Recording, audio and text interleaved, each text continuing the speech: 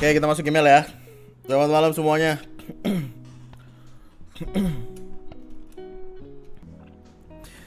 Halo, selamat malam Bang Andri, Kak Ara, Dede Bayi, dan para viewer live malam minggu sekalian. Perkenalkan, nama gue Dimas. Nama panjangnya Dimas. Aku pengen ngomong dimasukin, gak boleh. Dan gue mau ceritain hal yang mungkin ngebuat gue bingung buat ngapa-ngapain sekarang. Ceritanya diawali dari bapak gue yang mergokin ibu gue yang lagi teleponan sama cowok lain. Ini puber kedua.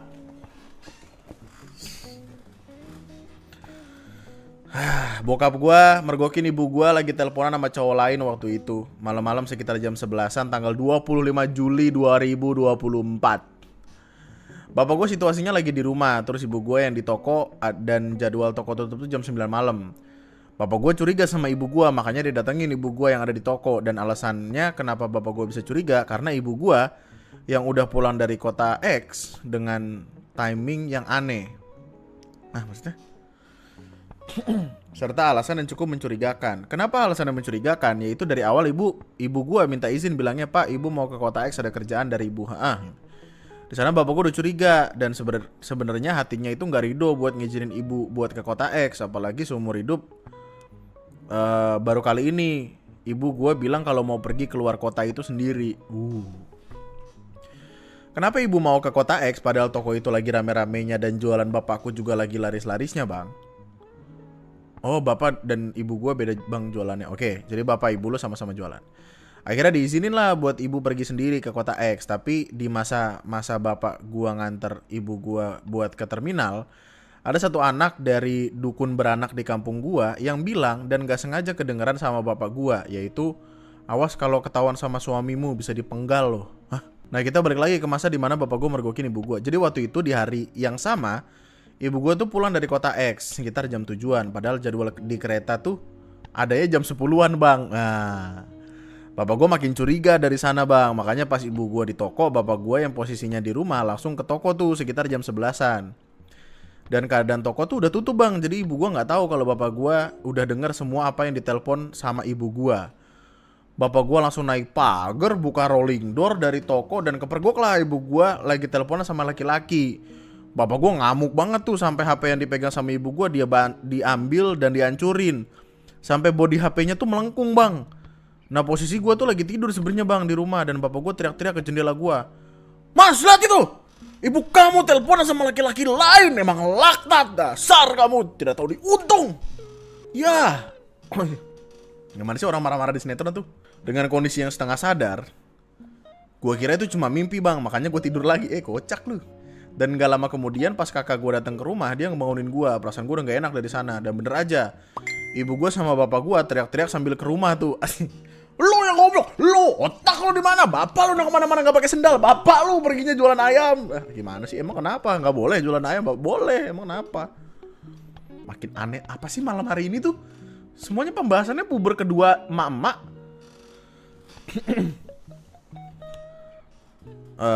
Gue di sana cuma bingung gitu, Bang. Apalagi baru bangun tidur. Akhirnya mereka tuh berdua berdebat. "Ngapain kamu telepon sama laki-laki lain malam-malam?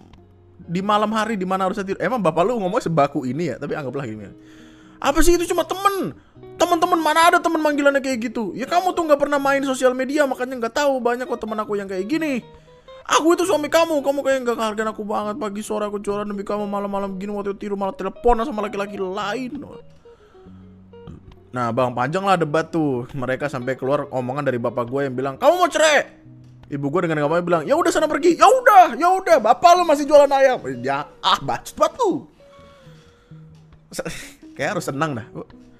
Banyakan kafein nggak baik. Banyakan nih.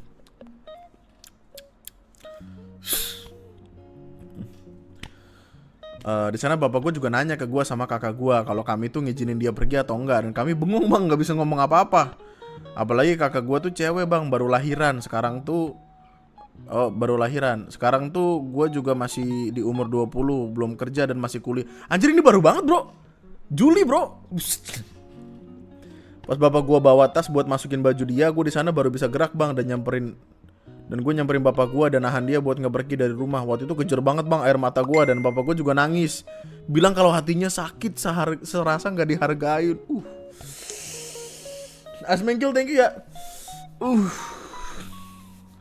Gue nahan dia sambil nangis sampai jam 1-an bang. Soalnya kakak gue yang ikut nangis malah nggak ada. Soalnya kakak gue yang ikut nangis malah nggak ada. Gimana? Udah pulang.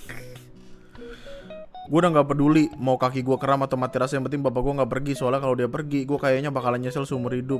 Soalnya dia ngomong gini, udah mas biarin bapak pergi kemanapun gak bakalan ada yang nanyain, gak bakalan ada yang nyariin. Biarin bapak pergi kemanapun biar bapak tenang, gak kayak di sini sakit hati bapak. Men, gue gak tahu bagaimana perasaan lu ya, tapi ketika lu ngedenger kalimat ini langsung, feelnya bro, kayak apa ya, kayak fuck, gimana ini, pusing sekali untuk ada di tengah-tengah permasalahan orang tua lu, karena pusing banget kan. Terus kayak lu bingung nih, titiknya tuh yang lu cari kayak, ini siapa yang paling salah nih gitu. Siapa yang waktu gua ABG pernah gua doain buat cepat meninggal duluan ya gitu, kayak ya, susah bro.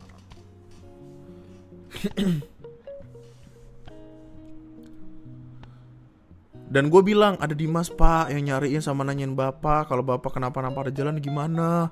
Dimas gak mau lihat bapak amit-amit meninggal di jalan. Lu lagi mulutnya meninggal di jalan. Dimas lebih baik ngeliat bapak tutup umur sekarang daripada gak ada yang tahu keadaan bapak. Lu nyumpahin bapak lu meninggal, lu lagi. Dan ya setelah sesi debat sama bapak, gue sambil nangis itu, gue gak bisa nahan dia buat gak pergi. Sampai-sampai gue ngebentak ibu gue yang mukanya diem malah ngomporin biar pergi. Bapak gue yang gak jadi pergi. Oh bisa gue bisa nahan dia buat nggak pergi. Sampai gue ngebentak ibu gue yang bukannya dia malah ngomporin. Bapak gue yang nggak jadi pergi, gue jagain dia sampai dia tidur, dan gue jagain sampai sekitaran jam 7-an bang. Dari jam segitu gue udah agak tenang, soalnya ada kakak gue yang bantu jagain dan tetangga gue masih saudara yang juga yang ikut jagain. Gue tidur tuh bang sampai jam 11-an, dan pas gue ke toko itu pusing. Orang baru saja mengirimkan dukungan 50.000. Titik. Halo orang, selamat malam orang, terima kasih, selamat datang. Bapak lu jualan bapak lu kemana-mana gak pakai sendal.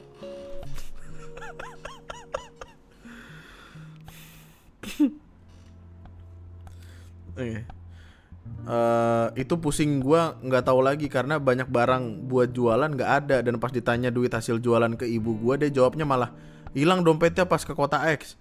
Di sana gue udah bingung banget kemana gue harus nyari modal, dan mulai kesini bukti semakin banyak. Tanggal email ini dibuat, kondisi bapak sama ibu gue masih diem-dieman, kadang cekcok, tapi usaha udah mulai jalan lagi. Jadi ibu gue tuh kenal laki-laki di sosmed, di Facebook, yang dimana gue tuh tahu dia tuh gapteknya kayak bocah dikasih HP. Gue inget banget dia pernah nanya ke gue gimana cara hidupin data atau wifi. Kok bisa-bisanya dia tahu cara main sosmed? Gue nemuin banyak bukti dari sana kalau ibu gue tuh suka dimintain duit sama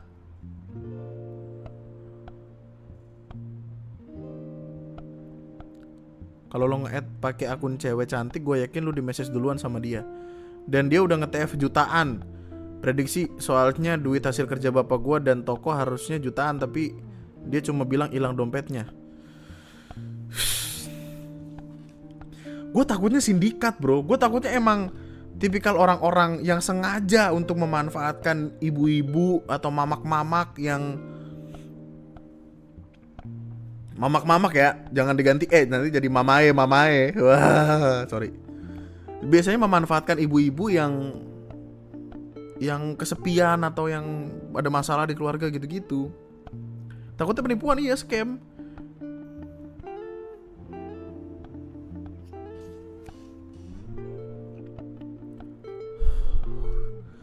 Keadaan sekarang tuh bukti udah ada kalau ibu gue sering transfer gak jelas dan ngakunya buat kebutuhan gue beli part PC. Ada beberapa alat boxing, padahal gue beli alat-alatnya pakai duit tabungan gue sendiri. Dan itu gue yang pesen online sendiri. Pas ditanya ibu gue malah ngakunya itu ada teman yang minjem. Di sana gue langsung naik bang darah gue. Padahal gue tuh nunggu jawaban jujur dia, dan dia masih bohong, masih bisa bohong ke gue. Padahal gue udah tahu cerita aslinya dari agen yang ngebantu TF dia. Di sini agennya nggak salah ya bang, dia cuma ngelainin jasa aja dan nggak tahu ini goblok atau bukan. Harusnya kan dia curiga. Kenapa nomor yang di TF-in tuh sama terus, padahal alasan yang dia pakai tuh beda-beda pas nge-TF. Udah nggak percaya lagi gue sama ibu gue pas dia bohong gitu. Apalagi pas tahu kalau unit perumahan, barang di toko, bank itu ada utang di sana. Lah, semua itu biasanya nggak pernah telat, apalagi di perumahan yang dimana itu duitnya langsung dari bapak gue dan dititipin buat dibayar. Ini bisa-bisanya telat 2 bulan. Barang di toko juga habis. Pas mau masuk barang malah yang pemasoknya bilang utang 2 jutanya mau dibayar kapan. Nah, sana gue lemes bang. Ini barang di toko juga habis, kok bisa masih ada utang yang belum dibayar. Dan itu tuh utang dari 2 bulan lalu. Buset dah. Mak lu serem amat sih. Baik-baik ya dihipnotis mak lu. Gue juga miris banget ngelihat kelakuan ibu gue. Dikasih tahu kakak gue di WA yang tadi aja dia malah nanyain HP ke saudara gue buat minjem mau ngubungin tuh laki-laki.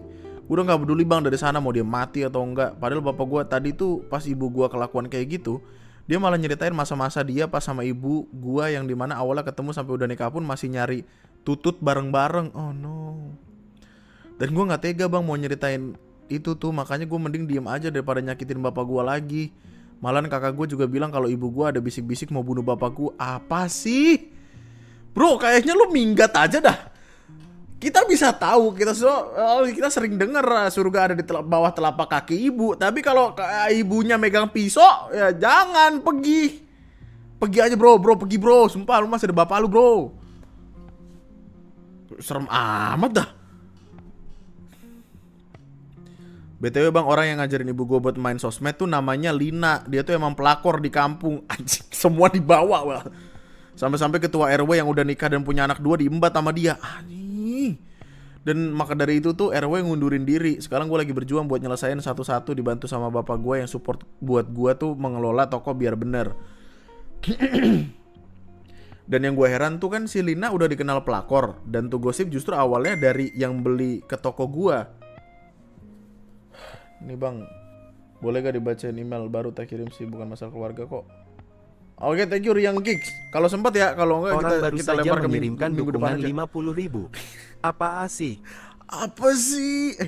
Apa sih? Hanya panjang. Bro, malu stres sih, benerin dah.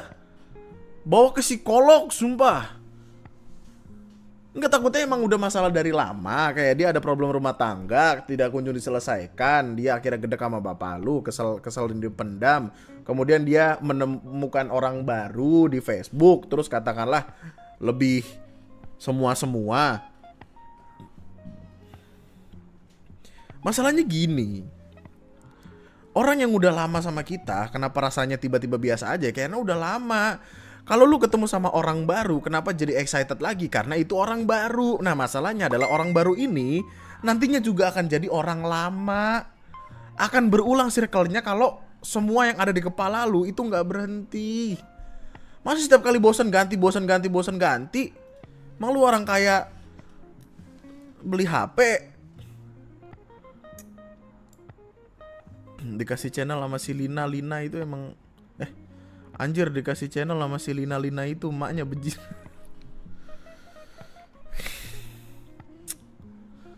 Dan yang gue heran tuh kan si Lina udah dikenal pelakor. Dan itu gosip justru awalnya dari yang beli ke toko gue. Otomatis ibu gue mikir dong harusnya buat gak ngedeketin dia.